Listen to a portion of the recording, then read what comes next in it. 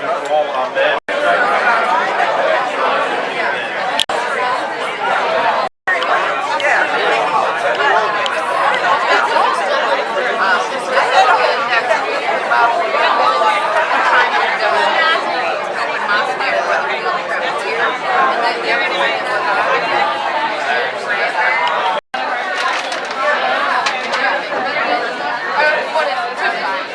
New Testament.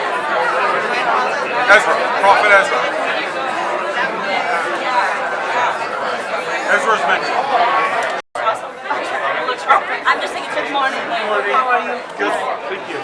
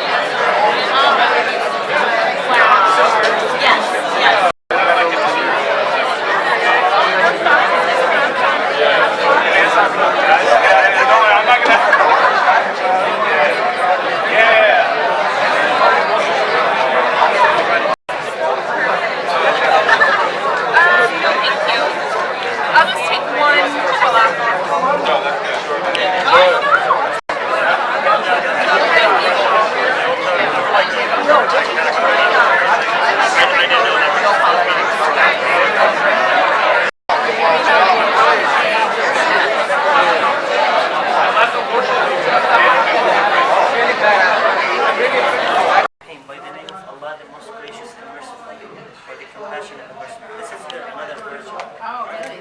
So we start everything we do by this phrase. Yes. By the name of Allah. This by the name of Allah is the name of Allah is Almighty. And these are His characteristics: Ar-Rahman, the compassionate; Ar-Rahim, the most merciful. Oh, beautiful. Yeah, may I take that? Yes, thank you. Thank you. Most interesting. We start reading Quran, we start doing things, we start our jobs, we start... Yeah, it's just like I can recite it, yeah, but I can't. Like, so I know the sayings. So like Nur alayhi Nur, like Nur is very easy to like Nur is light, and then alayhi is upon. So Nur alayhi Nur is light upon light. And then these are a lot more artifacts that have a little bit more of story. But yeah, this is I think some Turkish art as well. This is a gift given in like weddings.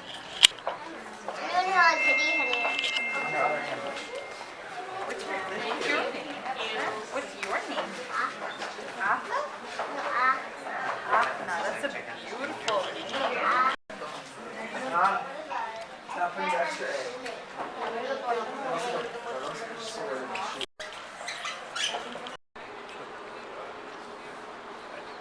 First time I've been to Jamaica, so it's all new to me. I know the previous chief of police.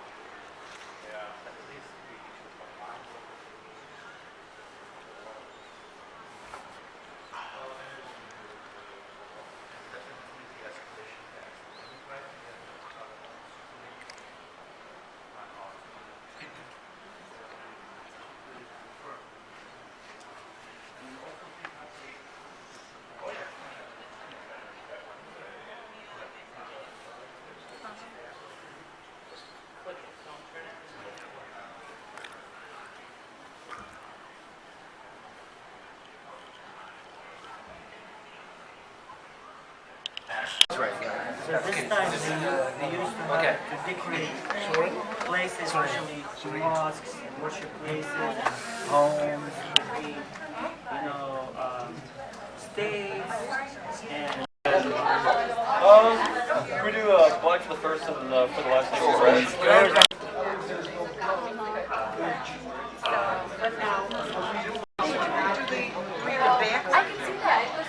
It starts, okay, that's what I got. It starts here. Oh, so the name would be like here. It starts here. Fez Morocco, University of Italy. And it's using the Guinness Book of World Records, so gotta give her credit for that. We also have some sayings of Prophet Muhammad, peace be upon him, about women in Islam. We have some. We have a book about his. A card, poster about his daughter. Two daughters, and he planted them well. Will be entered into paradise. No, yeah.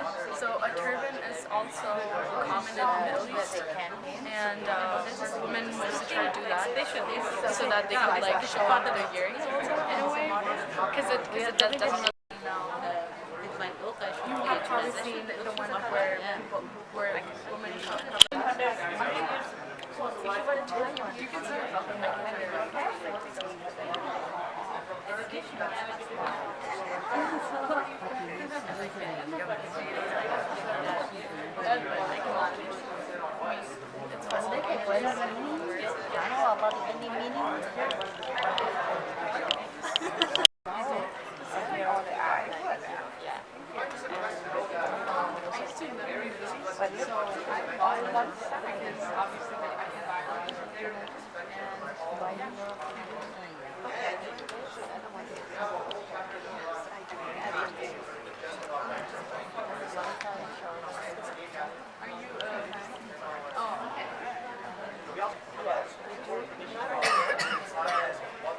I know better.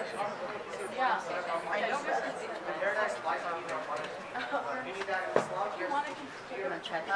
You can see it still if you have bangs,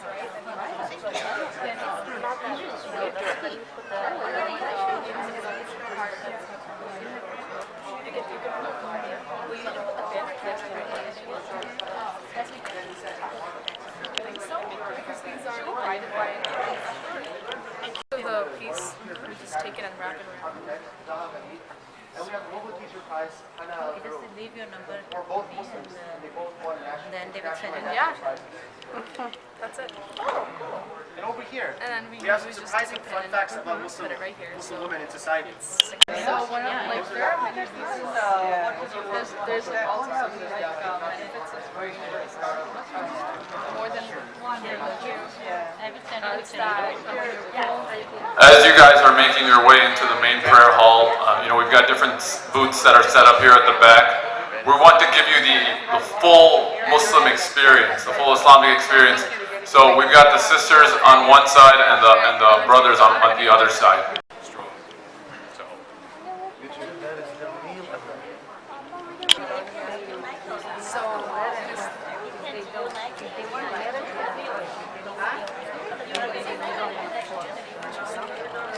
We're going to, but I only get 2 minutes.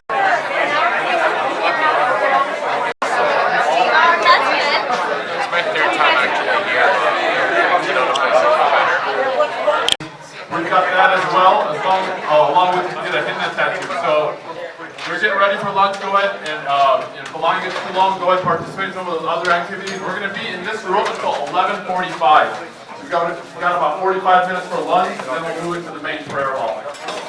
Anyone have any questions?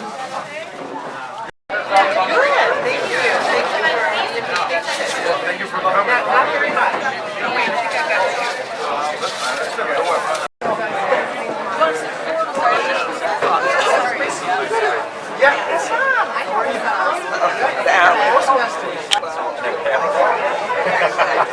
Thank you for doing that.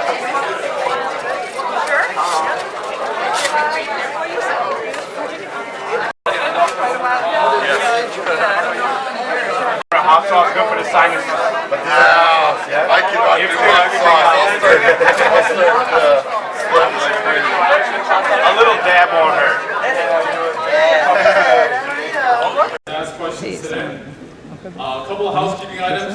The restrooms for the sister side are on this hall. You can enter either from this exit or where the game piece sign is. For the men, it's on this side of the hall, and you can enter from either exit as well. To kick off today's program is the Imam, our leader in prayer of this masjid. He's a world-renowned, award-winning reciter of the Quran. He cleaned house and competitions in the UAE, Morocco, and Algeria. Ladies and gentlemen, please welcome our Imam, Ibrahim Al-Dardasawi.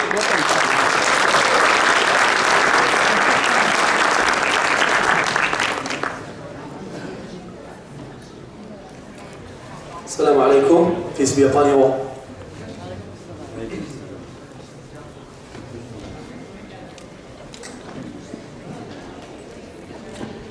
أعوذ بالله من الشيطان الرجيم.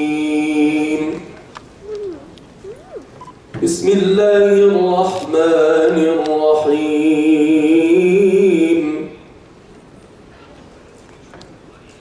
قل تعالوا أتل ما حرم ربكم عليكم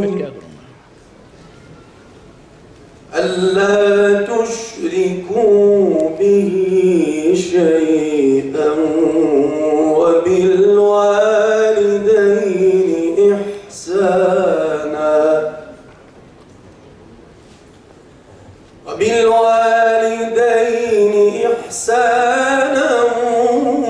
ولا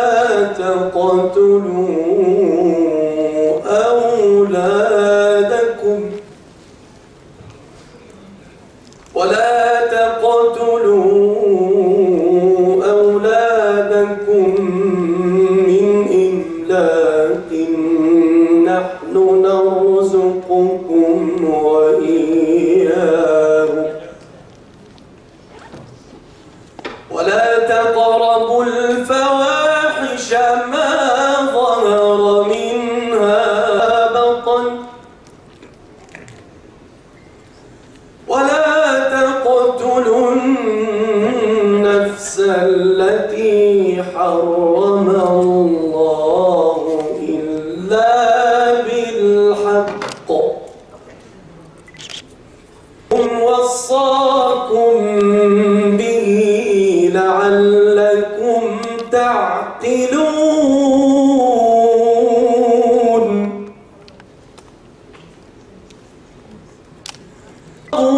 مال اليتيم إلا بالتي هي أحسن حتى يبلغ أشده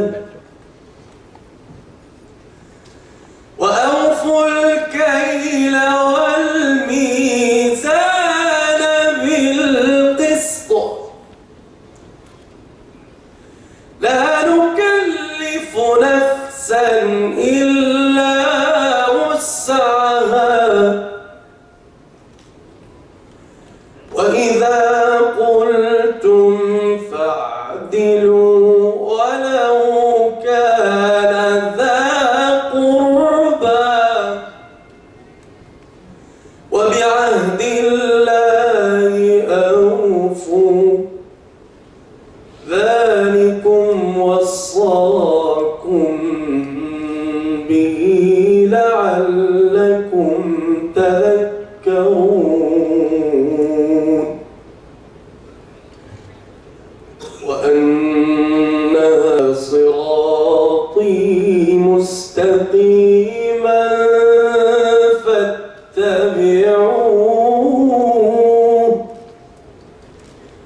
فاتبعوه ولا تتبعوا السبل فتفرق بكم عن سبيله ذلكم وصاكم به لعلكم تتقون صدق الله العظيم.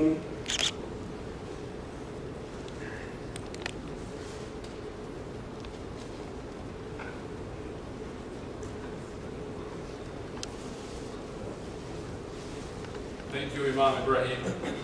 To read the translation, it will be one of our youth leaders, as well as a key volunteer. Please welcome Sister Fatima.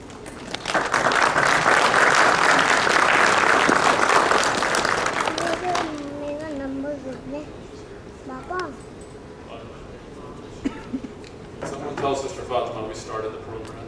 A lot of times, I don't know if you guys have ever been to Muslim events, sometimes we start a little bit late. We actually have our own standard time, right? You've heard of Central Standard Time, Mountain Pacific Time. It's MST, Muslim Standard Time. Sister Fatima is on.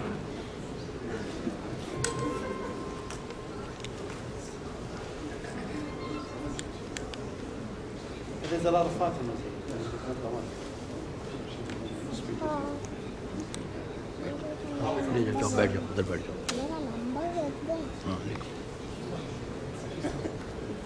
All right, please welcome Sister Fatima Al-Fur.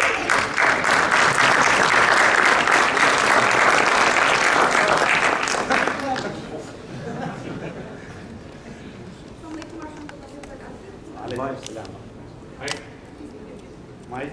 So I'll be reciting the translation of that. You dig it down. Better? Cool, sir. Hello? Yep. Okay. So I'll be reciting the truth Ibrahim just recited. Say, come, I will recite what your Lord has prohibited to you. He commands that you not associate anything with him. And to parents, good treatment, and do not kill your children outright for you and them, and do not approach immoralities. What is apparent of them and what is concealed. And do not kill the soul which Allah has forbidden to be killed except by legal right. This has He instructed you that you may use reason.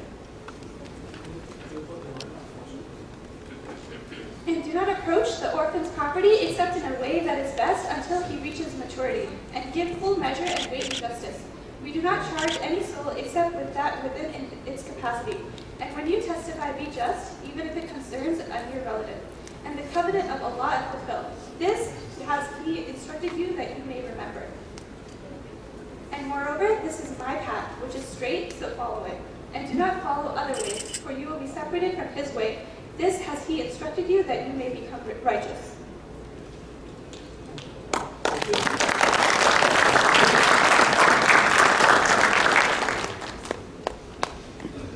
Thank you, Sister Fatima. Fatima is a senior at the Illinois Institute of Technology, where she's getting a bachelor's as well as a master's degree in computer science. So if your Wi-Fi goes down, call. So you've heard from our leader in prayer. I'd like to call up next one of our founders and the leader of our organizational operations. Ladies and gentlemen, please welcome our president, Abraham Unter.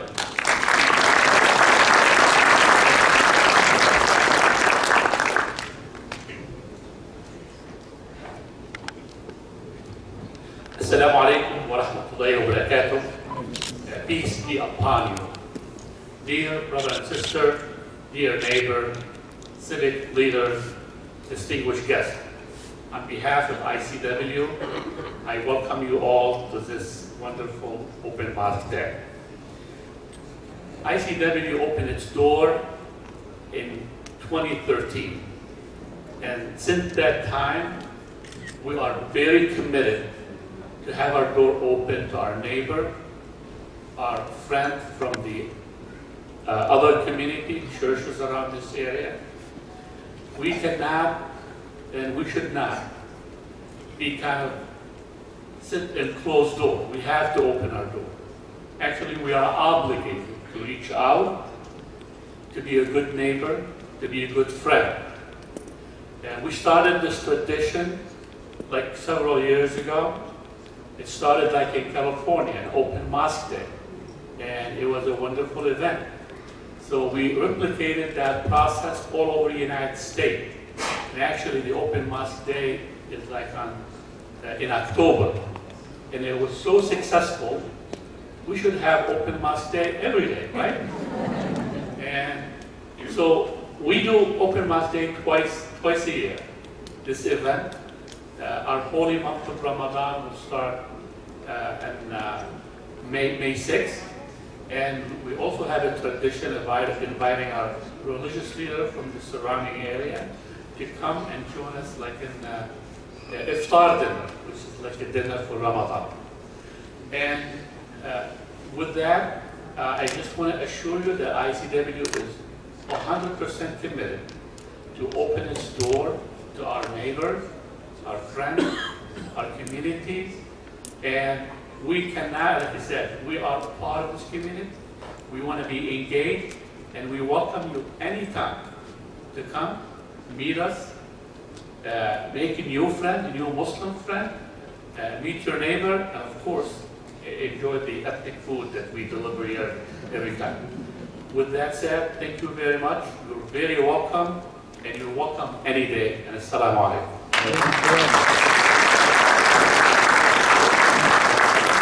One of the reasons the Islamic Center of Wheaton is such a successful organization is because of our strong leadership. We've got Imam Ibrahim, who acts as a leader every single day. No matter what we need done, he'll go out and do it, and he does it. He leads by example. Same thing with Brother Abraham. These guys, normally at this point of the event, I would recognize the volunteers, the 4 or 5 people that help put this event together. We have a group chat going on with over 60 people that help put this event together. Let's give them a round of applause.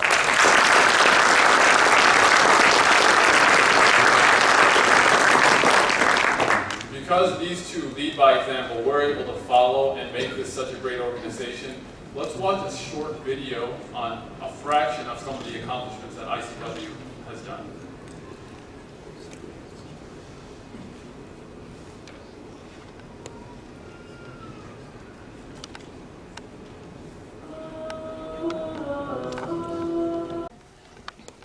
We're very glad that all of you are here today and took the time out, and I think this video just kind of shows our appreciation of that. As you were coming in, you probably saw a bag along with some items inside of it. Those are for you to keep as kind of our gift bag. It's a large bag, so you will see different items all across the room. Feel free to fill it with different books and pamphlets as you're leaving. And Umar's holding one up. You can also fill it. We've got plenty of food left over, so if you can fit some chicken kebab and lamb kebab in there as well, go for it. You're more than welcome to. That's a gift from us to you. Our next speaker has worked for 30 years in public schools as a teacher and is the principal of the Sunday school that we run here at ICW. And don't worry, she's not going to speak about education. She wanted to, but we told her on a Saturday afternoon, we don't need no education. Originally from the great state of Texas with a speech titled Muslim American Women, Challenges and Opportunities, ladies and gentlemen, please welcome Dr. Tammy Hussein.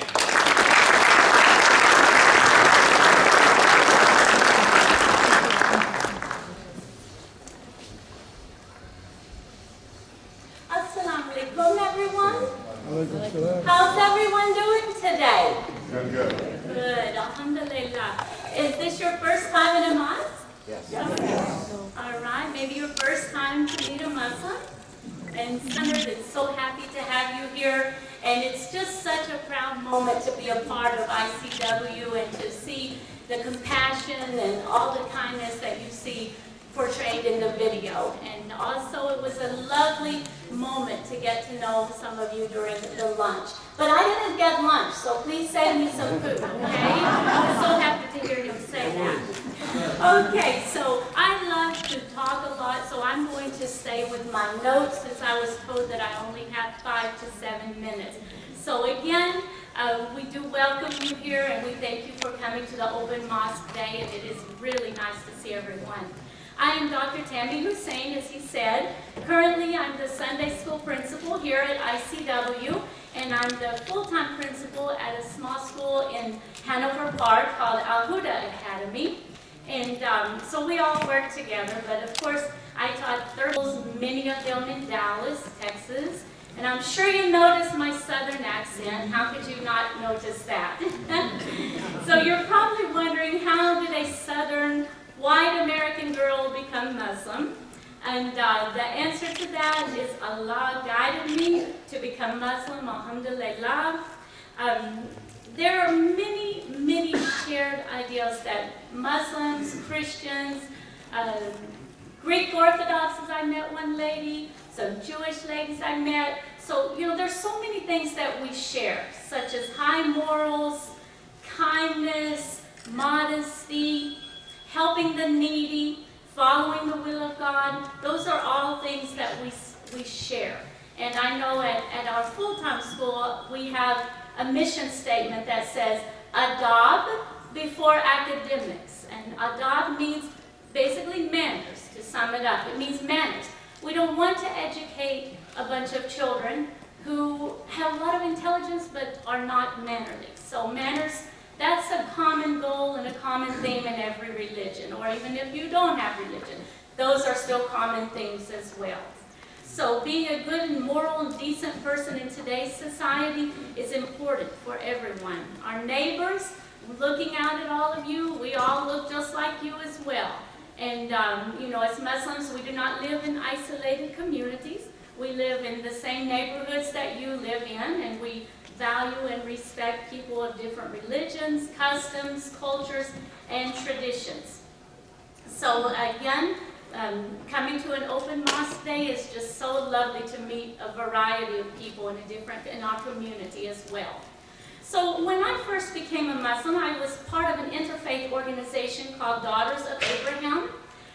Some of you may have heard of that. We would have monthly meetings in different places of worship.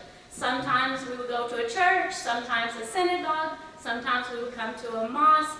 And during Ramadan, it was so lovely to have iftars. That's the shared dinner that we have after we break the fast, after Maghrib prayer. So we would share that with the Daughters of Abraham group. And it was so nice. Some of them would even attempt fasting to just kind of get a feel of what it was like to step into our shoes.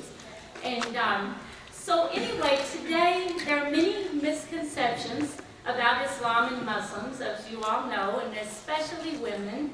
And much of this misinformation does come from the media.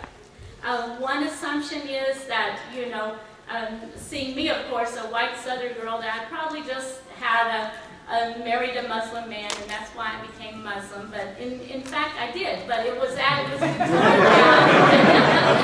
my Pakistani Zambian husband. He's amazing.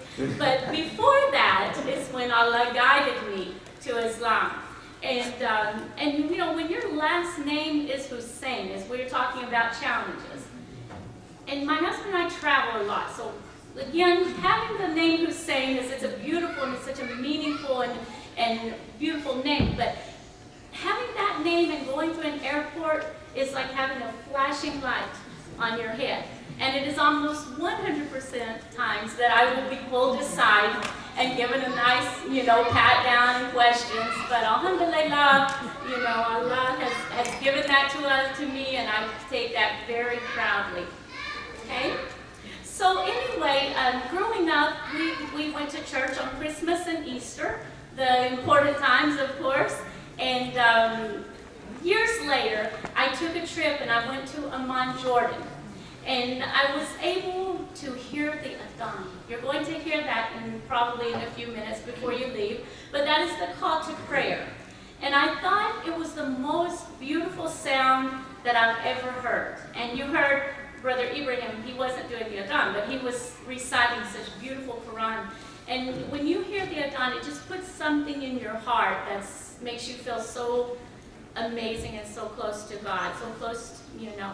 So even in my car sometime in private, I will do the adhan just as loud as I can because it is so, so beautiful and makes you feel so amazing. But while I was in Jordan, I just observed many things that Muslims did because I was not a Muslim at that time. And I noticed that prayer would, you know, when it was time for the prayer, it would just happen. You know, people would stop and pray. It didn't matter if they were in a public place, if they were in a private place. If it was time for prayer, it was time for prayer. The television could be going, people could be around talking, but it was time for prayer. Things would stop and people would pray. And it was just a way of life. And the way of life, it showed me something that I didn't feel like I had in my life. And I felt that I wanted to know more about that. So upon my return back to my home, which was Dallas at the time, I went to a mosque, just like you're here today, and I just found some ladies that would study with me, and I befriended a lot Pakistani, Indian, and Arab ladies who taught me how to cook, but that's another story. But anyway, they really took an interest in answering my questions, which that is so important today.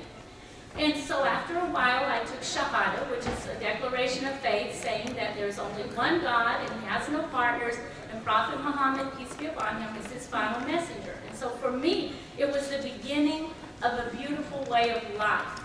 And alhamdulillah, I'm so thankful to have been able to attain a doctorate degree in educational experiences, educational opportunities as well. And having educational opportunities, I'm going to move into a little bit more of that now. As an American woman, having educational opportunities was not difficult for me.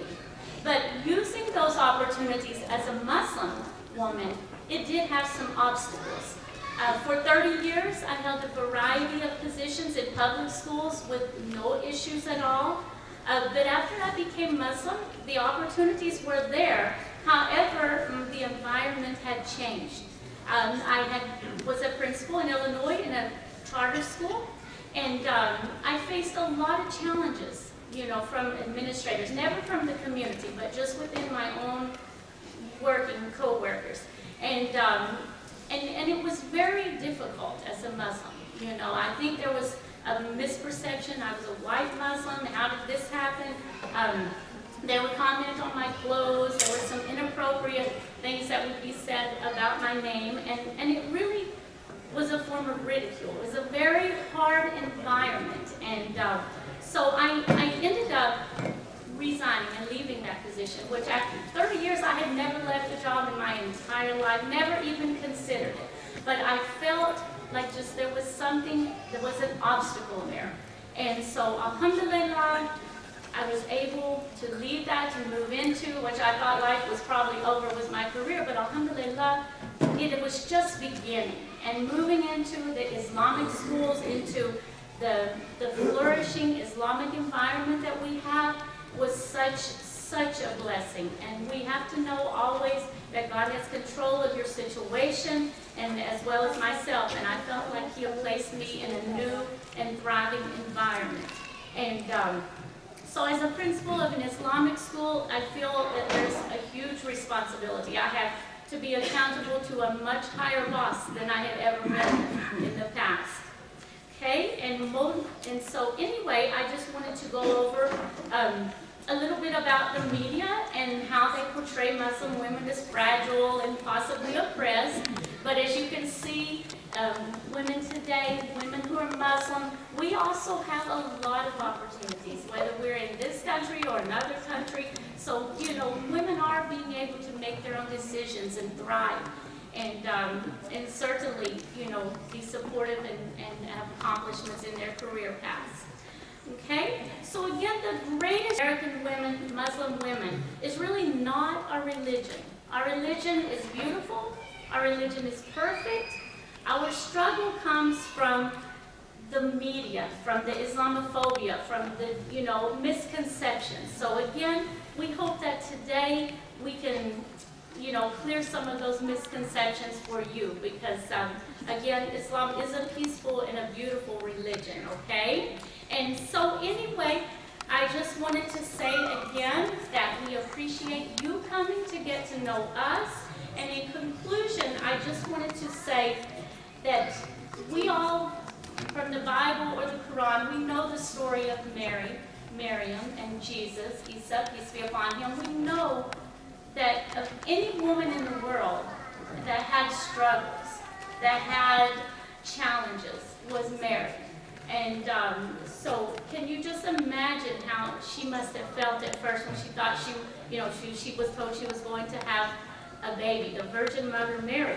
And people, wondering, what kind of woman was she, So there were just, you can't imagine, we can't imagine the struggles that she must have been through. They can't be, ours can never be worse than her struggles were. And so, alhamdulillah, Allah subhanahu wa ta'ala raised her status over all other women. And as American Muslim women, we love Miriam, Jesus, peace be upon him, and Allah took care of her, and He confirmed her innocence. An angel said to her, O Mary, God has selected you, purified you, and chosen you over all women of the world. O Mary, be devout to your Lord, and prostrate down yourself in prayer and bow along with those who bow down. So again, as American women, we have challenges and obstacles, and we are in the process of overcoming the challenges, and we embrace the new opportunities that are given to us daily. Alhamdulillah. Thank you. In pursuit of knowledge to serve mankind. He was raised and went to school for several years in Prestonburg, Kentucky, which has a population of under 3,000, before moving to Chicago about 20 years ago. In addition to volunteering at ICW and numerous Chicagoland Islamic centers and organizations, he works full-time as an IT professional. Here with a speech titled ICW Outreach Accomplishments, please welcome our Vice President and Director of the Outreach Committee, the man in charge of today's program, Sheikh Umar Haqqani.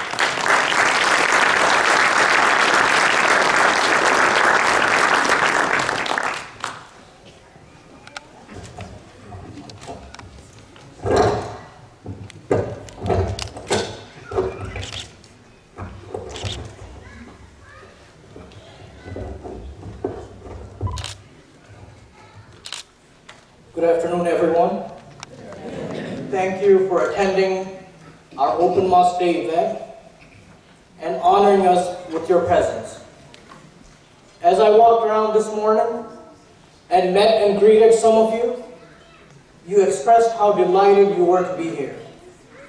I also experienced the same happiness and excitement when I spoke to several of you over the phone when you had contacted us for RSVP. Yes, that is my number and you can save that. I've spoken to many of you. It is our honor and privilege to have you visit us at this Islamic Center of Wheaton. One of our primary objectives to have such events is to build long-lasting relationships with our neighbors, whether they be communities, congregations, or individuals. We aim to build bridges in order to share knowledge, foster understanding, and generate goodwill with common respect among all of us Americans. Muslims have been here in this nation since the birth of this nation.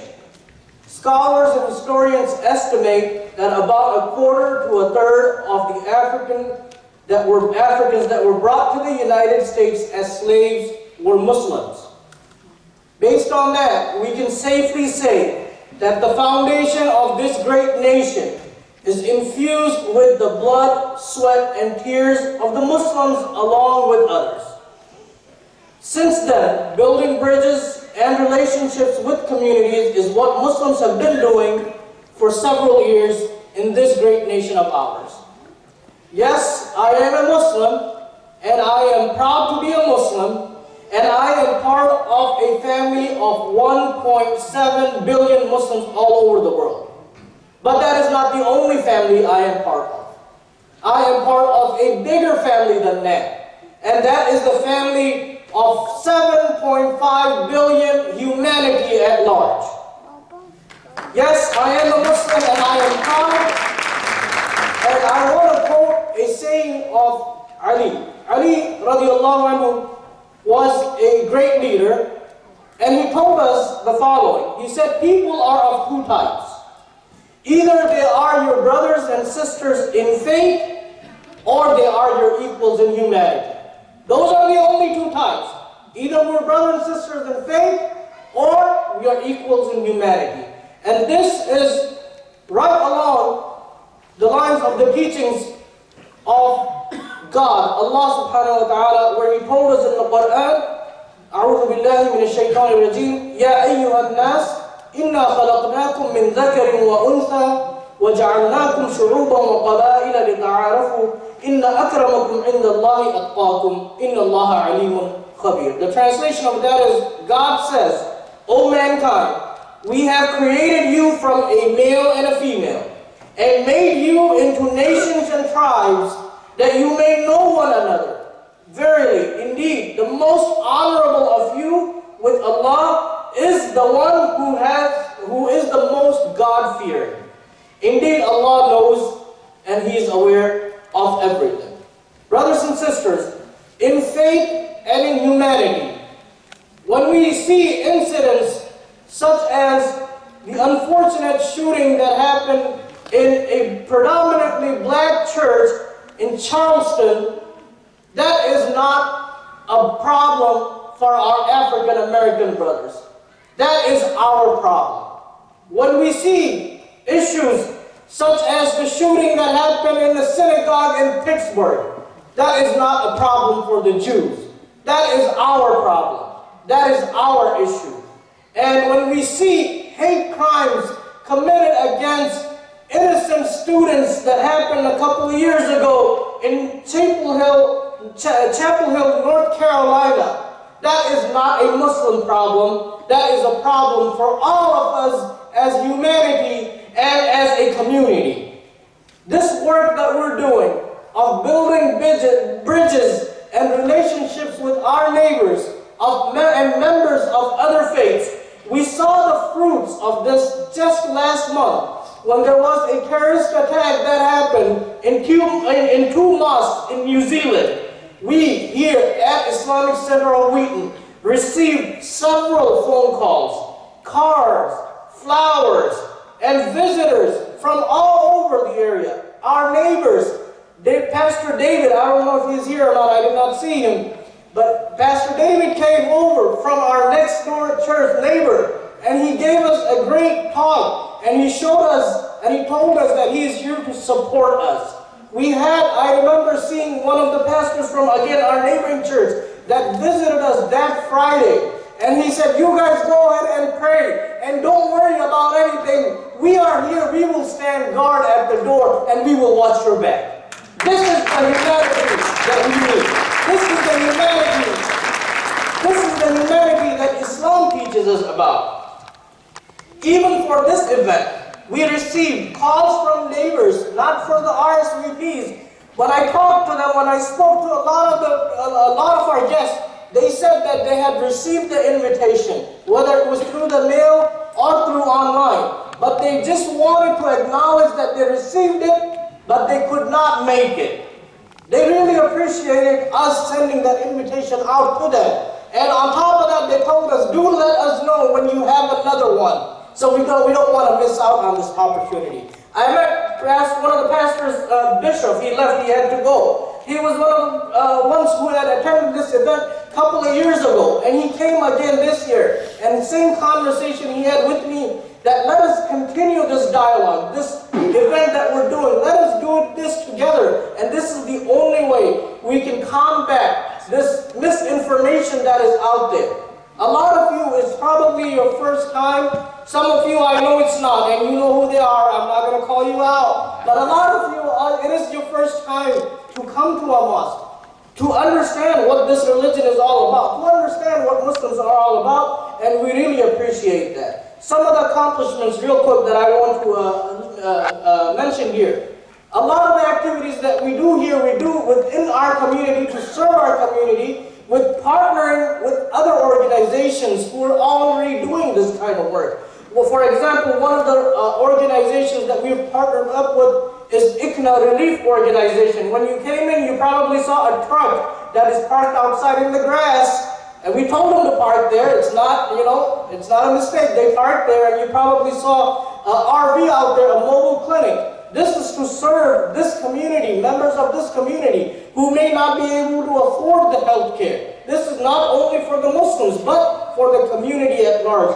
Food pantries, food distribution. We've helped out, partnered up with our church next door, and helped out at the food bank, Northern Illinois Food Bank. We've done many events with them as well. One of the other events that we had attended last summer is the Wheaton Cultural Festival. We may have seen some of you over there. And we had a follow-up meeting with the organizers of that event not too long ago. Our MC Harisuddin had attended that meeting, and he was informed that our booth was the most popular booth out of all the booths that were there. And on top of that, they told us, we need you We want you to come back, and we want you to participate in the 4th of July parade as well. So ICW is going to be there. So make sure you stop by and see. He's going to lead the charge on that one. He's working on the float. I don't know what he's working on, but he's working on something. I want to end with a saying of the Prophet Muhammad, peace and blessing be upon him, where he tells us that whoever is pleased to love Allah and His Messenger, meaning Muhammad sallallahu alaihi wasallam, or to be loved by Allah and His Messenger, then let him be truthful when he speaks, let him fulfill the trust to whom it is due, and let him treat well anyone who would be his neighbor. The key word here, anyone who would be his neighbor. Didn't say only treat the neighbors well if they're Muslims. Absolutely not. Anyone who is our neighbor, it is an obligation on us to treat them with respect, treat them with honor, treat them with dignity, and we know for a fact that this is a mutual understanding. Yes, we are Muslims. Muslims do believe in Jesus. Muslims believe in His miraculous birth. Muslims believe that He was born without a father. Muslims believe that He spoke when He was in the cradle. Muslims believe that He healed the blind and the leper. He gave life to the dead by the permission of God Almighty and was given a revelation known as the Gospels. We believe in all of this. Allah subhanahu wa ta'ala, God has revealed an entire chapter in the Quran named Mary. As a matter of fact, Islam is the only religion, only non-Christian religion in the world that makes it an article of faith to believe in Jesus. Believing in Muhammad is believing in Jesus. Believing in Muhammad is believing in Moses. Believing in Muhammad is believing in all of the other prophets and messengers that came before him. Now, of course, I'm not going to reveal a big secret to you. There are differences that we have. Right or no? There are differences that we have. But the similarities that we have far outweighs the differences that we have. And this is what we would like to focus on. We want to focus on the commonalities that we have that far outweigh the differences that we have. It is our firm belief that this is what we can take forward and build on this. Lastly, on behalf of the Islamic Center of Wheaton and the Outreach Committee that has put this event together, I want to thank each and every single one of the volunteers who have put this event together, and most importantly, I want to thank each and every single one of you who came out to this event on this Saturday morning and took time out of your schedule, out of your day, and honored us with your visit. Thank you very much. Thank you for your time. Message. And if anyone is here from the city of Wheaton, please don't quote me on that our food was the best. I don't know how he heard that. That was a very positive message. I really like that you're saying that we're either brothers and sisters in faith or equals in humanity. It's a really nice saying. Over the past few years, there's been a lot of interest in Islam and Muslims. And since we live in a society where it's not polite to discuss either politics or religion, it can be difficult to engage in these conversations. That's why the Islamic Center of Wheaton opens its doors for our neighbors and our friends of other faiths to stop in and check out our food, culture, and learn what we're all about. The highlight of today's event is the presentation on Islam. Our presenter was born and raised in Fort Smith, Arkansas, the second greatest thing to come out of that state. The first, of course, being Bill Clinton. And if we're going to talk about religion and politics, may as well go all out. Make people uncomfortable all the way around.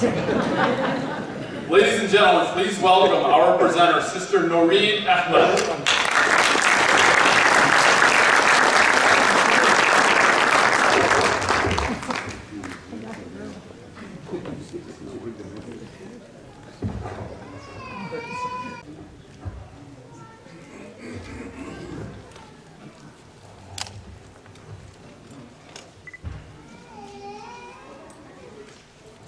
Alright, Assalamu alaikum, peace and blessings be upon you all. Thank you all so much for coming out today.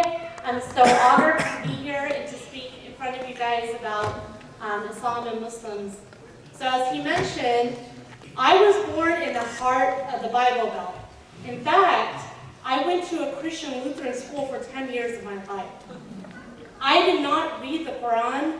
I had read the Bible for 10 years prior to ever opening the Quran and reading it. I was in choir. I joined in the sports. I was in Girl Scouts. I was your typical all-American girl next door. So today, as you see me now, I'm a mother of 4 children. I'm a wife. I work in finance. I am in school for my MBA. I run a mental health nonprofit. And I'm a Girl Scout leader for 2 of my daughter's troops. So it doesn't get more American than that. All right, so we're going to get right into what we believe as Muslims. This works.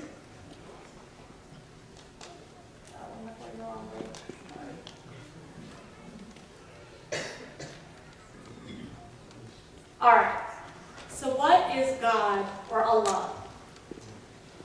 God or Allah is another word for God in Arabic. You've heard of Yahweh, you hear Allah, you hear God. These are just different usage of language to use to define God.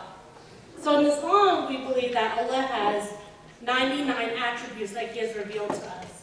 He's the creator, He is merciful, He is the one, He has no partners, He's our guide, and He is the judge on Judgment Day. So those are just a few of His 99 names.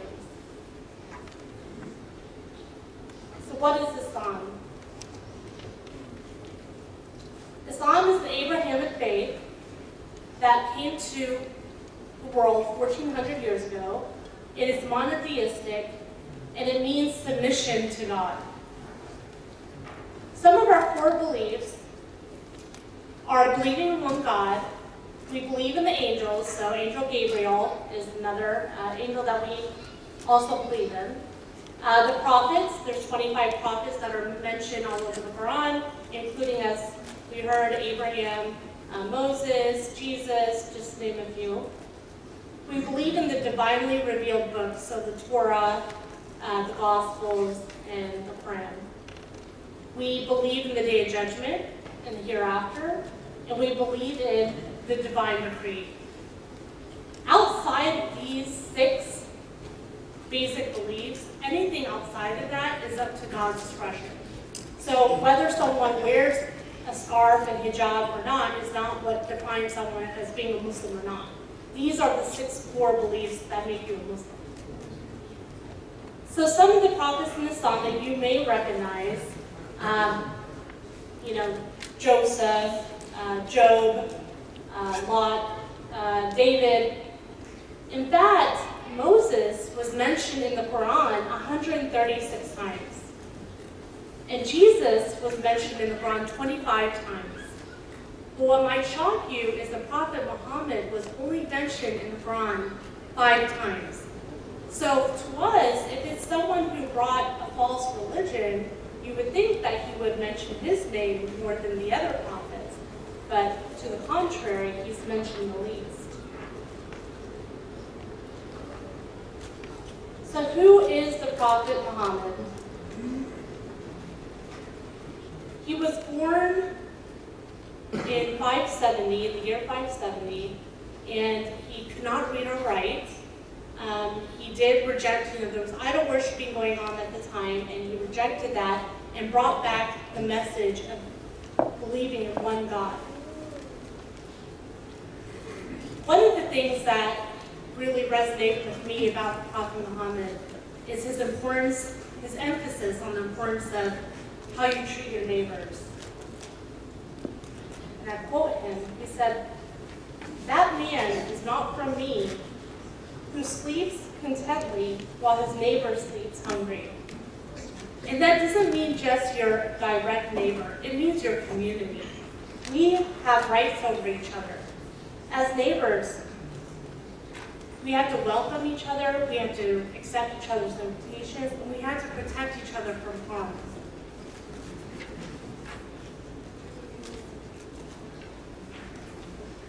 In the Quran, So the Quran was revealed to the Prophet Muhammad from Angel Gabriel over a span of 23 years. And what I tell my kids, I said we were never humans before. We were never children before. We were never parents before. We don't know. When we were born, we don't know how to live in this world. We don't know how to interact with people. So what the Quran is for us is a guide, it's an instruction manual to us to say this is how you're supposed to proceed in this life to be successful. It tells us what our purpose in life is. One of the first words that was revealed in the Quran to the Prophet Muhammad was Iqra, read. He couldn't read. He was made to memorize and recite, but we know that we have to read. We have to gain knowledge, and only through knowledge and reading do we understand the world and other cultures and other religions around us. You know, part of my story, as I mentioned, growing up and going to a Christian school and not reading the Quran, I went through those rebellious teenage years, and I got to a point where I became agnostic, which means I knew that there was something out there, somebody who created everything, but I didn't know which religion was right. As a 16-year-old, I saw the world as something dark and miserable. All I saw was around me, whether it was in my own personal life, my parents were divorced, I had a lot going on, and when I looked outside of my world, I saw war and all this pain and suffering, and I didn't understand. Why would God create me? Why would He put me in this world of just pain and suffering? All I was taught by my family was one attribute of God. Of those 99 attributes, I was taught of God's wrath and anger. I was taught that if I did anything sinful, I would be damned to hell. And to me, I didn't understand why a God would be so ruthless. When I finally read the Quran, I finally found hope and forgiveness. Every chapter, almost every chapter except one in the Quran, begins with Bismillah ar-Rahman ar-Rahim. God is the most merciful and the most forgiving. And yet I was never taught that. I was not taught about His mercy and His forgiveness. You know, we ask ourselves, what is our purpose? Why were we brought in this world of suffering? One of the hadith, one of the stories narrated to us from the Prophet was that, you know, God could have created a perfect nation that only worshipped Him. But if He had done that, He would have wiped them out and created another nation that would sin and ask for repentance. His purpose for us is to remember Him and turn back to Him. So some of the 5 pillars of Islam is the belief in one God with no partners, prayers. One of the things that really struck me as I was going to my Lutheran school and reading the Bible was how when Jesus was in the Garden of Gethsemane, we were told that he prostrated. He put his forehead down to the ground. And when you see Muslims pray, that is one of the rituals that we do when we pray. We prostrate with our forehead down to the ground. You are humbling yourself to submission to your Lord. Charity. So as Muslims, we have to give 2.5% of our savings, not our income, of our savings to the poor. Not to the mosque, to the poor people. Now from what I understand in the Christian faith, a lot of the Christian churches, you have to give, how much is it? 10%. Don't you think it's a little cheaper to be Muslim? Fasting. So we mentioned Ramadan's coming up next month. That's very similar to Lent, except I believe in Lent you give up one or a couple things for the month. We give up everything, all food and all drink, even water. And it lasts for a month. It is sunrise to sunset. And at the end of the month we have a large celebration, and we try to make it fun, kind of like Christmas for our kids since they don't get to participate in Christmas. So we do all the gifts and things like that. And then the pilgrimage is the is when Muslims go over to Saudi Arabia, to Mecca, and they visit the Kaaba, and they participate in some rituals of Abraham. And that is one of the things that we are required to try to do at least once in our life. So can anyone become a Muslim? Yes, and it is so simple. All you have to do is just say that you bear witness that there's no God worthy of worship except Allah, and He has no partners, and that you bear witness that Muhammad, peace be upon him, is the messenger and prophet of God. And when you do that, any of your sins, anything you did, is wiped clean, and you're like a fresh new baby. You're a clean slate, and you get to start anew. So, Muslims in the world. We've got 1.6 billion Muslims. We are the second largest religion. Contrary to popular belief, only 20% come out of the Middle East, and 62% are mostly in Asia. So who are American Muslims? Well, we've got Malcolm X, right? We have Muhammad Ali. We've got Muslims in the MMA and the Olympics. We've got Muslims in Congress now.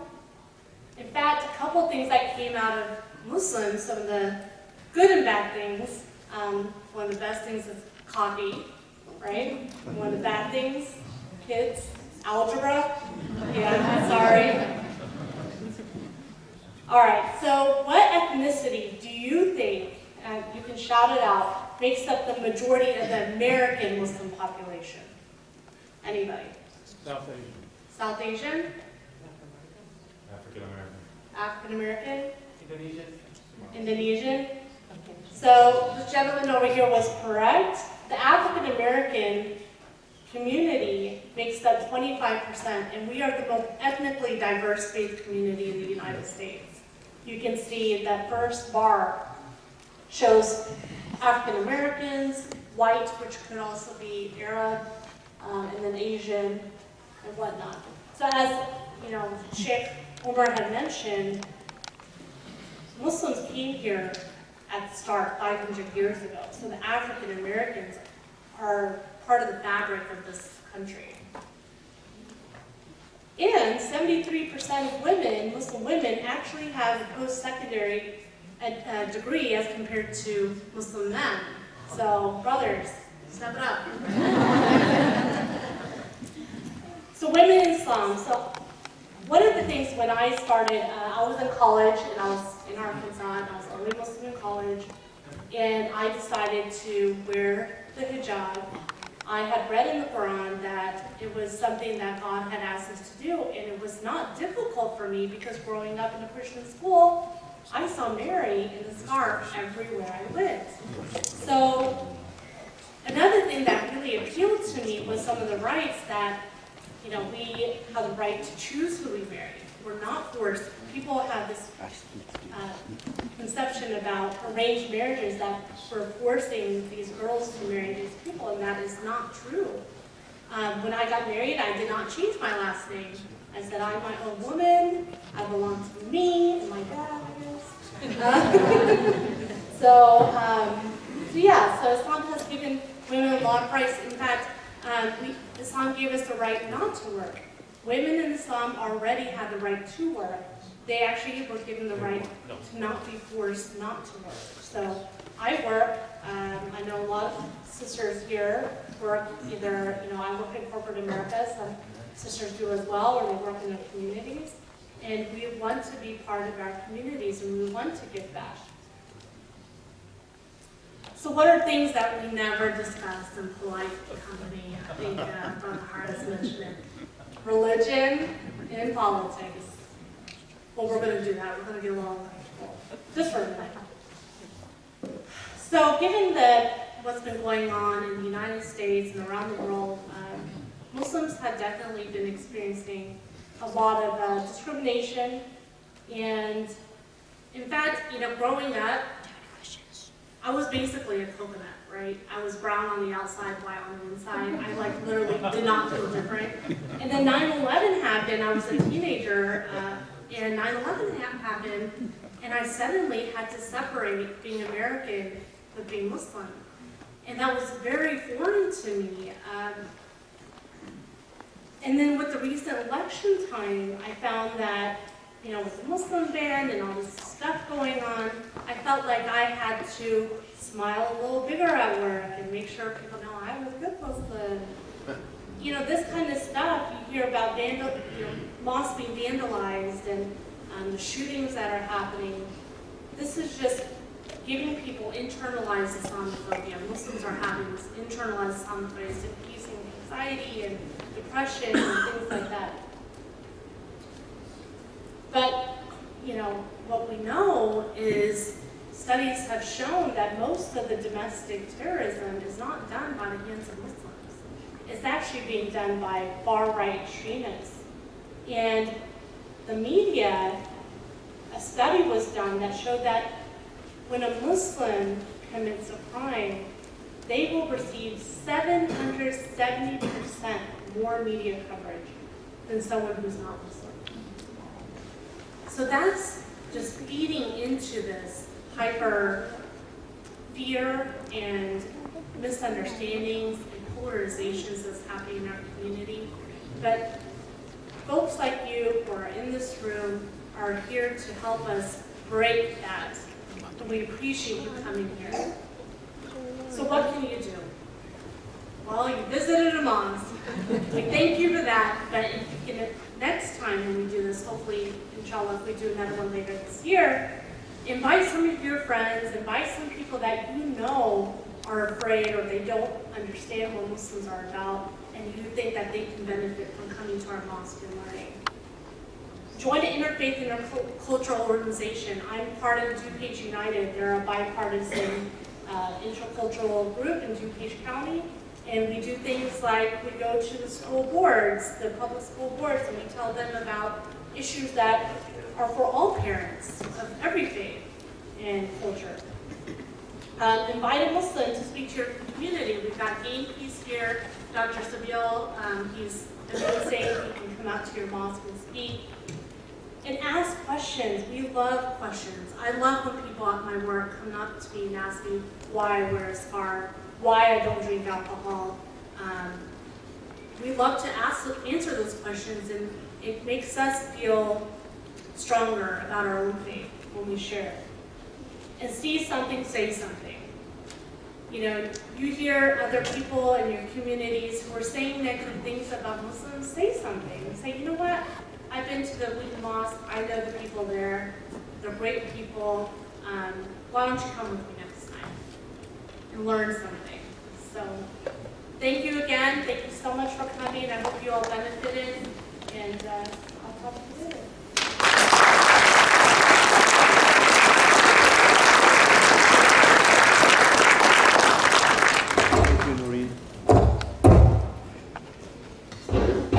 Thank you very much, Sister Noreen, for explaining our beliefs, along with telling us how our friends of other faiths can work with us to make the world a better place.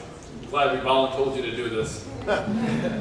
For our Q&A portion, I'd like to call back up our Imam. Welcome him again. I'll play the clip that the news had.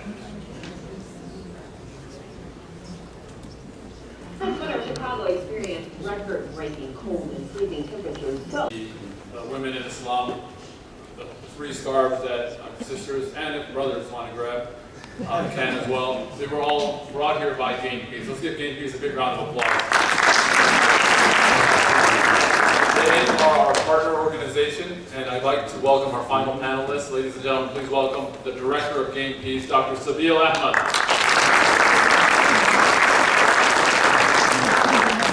I'm guessing you guys have a lot of questions because I don't see any index cards left on that stand. Unless that little kid took them all. Did you? He's busy. All right, so what we can do, if you guys would like to ask questions on the mic, feel free to line up and do that. If you have, Omar's going to walk around. If you have questions you would like to rather write down and have me ask the panelists, we can do that as well. So let's go ahead, we'll go ahead and get started. I don't have any index cards yet, so if someone would like to Or if you want to grab this gentleman's index cards.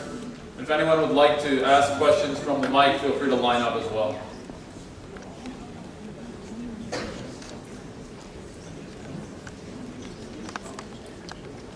Okay, first question relates to women. Why do some Muslim women cover their faces and also wear a scarf? And why some do not? So let's have Sister Noreen ask that question.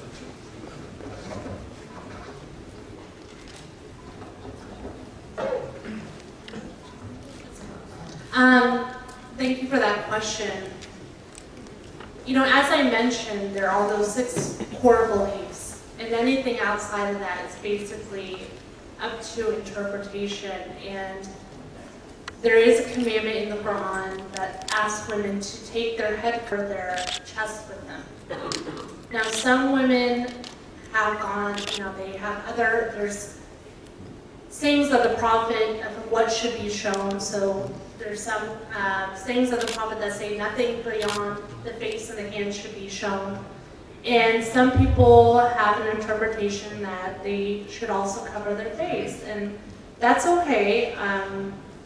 I know quite a few sisters who cover their face, and they're amazing, and they're intelligent, and they're fun and funny. Everyone's just a regular human being who's just trying their best to please their Lord and follow their faith the best that they can. I hope that answers your question. Thank you very much. So that's very good. So there are 2 places in the Quran where God commands Muslim ladies to wear the scarf and to properly dress themselves modestly. Chapter 24, verse number 31, and chapter 33, verse number 59. So it's really important. All of us, we know the rules of the road. I think the driving limit over there is what, 30? So even though we know the driving limit, do all of us follow that? Right? You get the picture. So even though there is a commandment by the Creator, not every person may follow it 100%. We blame that person, but not the commandments of God. So it's important. The concept of modesty is for both males and females. Me as a male, I cannot dress in tight clothes, or transparent clothes, or clothes in the opposite gender, or extravagant clothes. But concept of modesty also includes modesty of the tongue.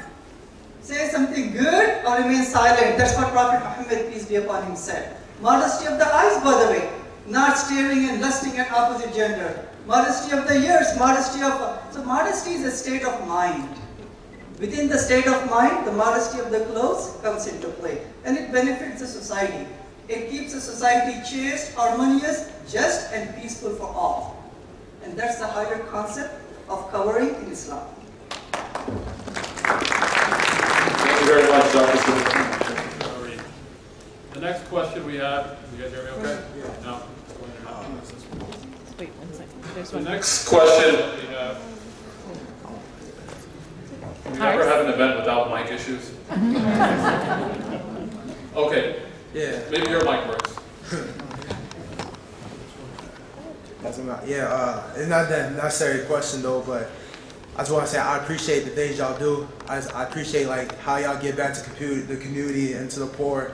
I didn't really, my perspective has changed since I walked in here, and I just want to say I appreciate the work y'all have done because I didn't really necessarily thought about that. So yeah, I just want to come out and say that, and all y'all gave me respect, so that's something that I can appreciate. So yeah.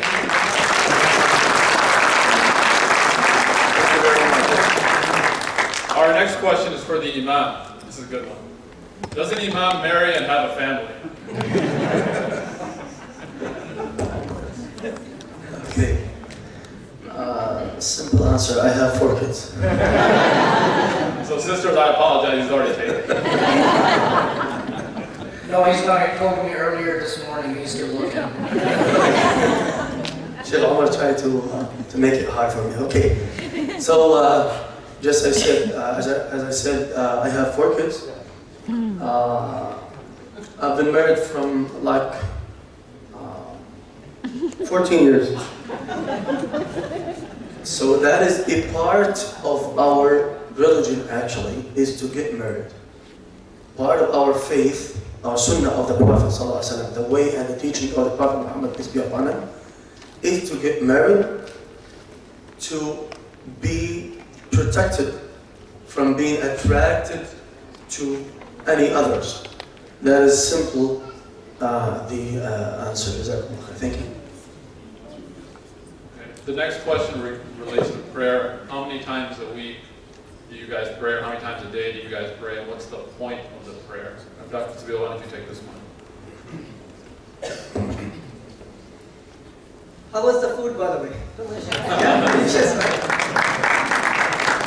You guys liked it over here? More than this side. I just thought it was a good neighbor thing to do. Thank you for inviting us. It was really nice. The food was delicious. It was very informative and very fun. I'm glad that I came.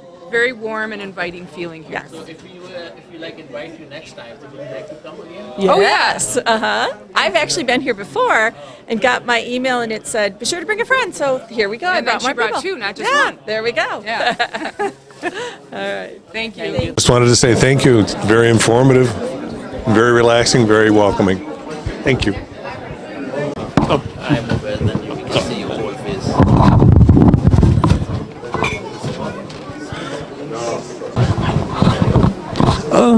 Yeah, it was an interesting experience. First time I've been to a mosque, so it's just nice to get to know people, just to get to know people of different religious backgrounds, and just be in dialogue more. It was nice. السلام عليكم بسم الله الرحمن الرحيم الحمد لله رب العالمين والصلاة والسلام على سيد الأنبياء والمرسلين سيدنا محمد وعلى آله وأصحابه أجمعين. First and foremost, I want to thank Allah subhanahu wa ta'ala for giving us this opportunity to host this open mosque day here at the Islamic Center of Wheaton. This is probably the 5th one that we're doing, and alhamdulillah, mashallah, once again the turnout has been great. We've had many friends, visitors, neighbors, colleagues that visited us this afternoon. They had some food. We had a program for them. We presented Islam 101, what Islam is about and what Muslims believe in, and then we answered some questions for them as well. We had many requests from a lot of the guests that they wanted us to come and visit them, which we were more than happy to do so, and we plan on doing that going forward.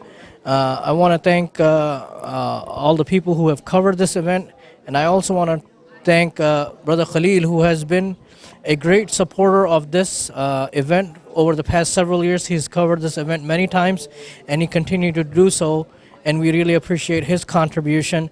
And this is a team effort, and everyone has a part to play in, and he plays a very important role in this. Jazakumullah khairan for your visit today as well. Thank you. I want to thank everyone for coming out today. This was a very successful event. We got to meet with Christians, Jews, with atheists, with friends of all types of other faiths. And these type of events really help us grow together as a community. And we learn about our some of the differences that we have, but also a lot of the commonalities. And that, I think, helps us grow as a community, and we're able to support each other. And overall, it was a great event, and I hope to continue to do more of these types of events and be a part of it. Thank you. We just had a wonderful gathering here at Interfaith Open Mosque Day at the Islamic Center of Wheaton in Illinois. The event was very successful. Again, ICW is always committed to have its door open to our neighbors, our people of other faith, to come in and join us and meet their neighbor, learn about Islam, and be a good friend for the sake of humanity, love, and friendship. And again, this is not just a single event. We've been doing this for the last few years, and we'll continue to do that, inshallah. It will happen. We will have an interfaith dinner in Ramadan for iftar, and we'll also have another one in October, every year in October. The community, the neighbor, everybody is welcome to come, and it's a really, truly a celebration of friendship between Muslims and other faiths. Thank you.